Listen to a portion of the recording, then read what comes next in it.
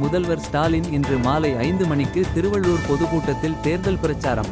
ஒரே ஒரு பிரச்சனை, 72 நாட்கள் ஆளையே காணோம், நடிகர்களுக்கு வாக்களிக்காதீர்கள் எடப்பாடி பழனிசாமி பேச்சு.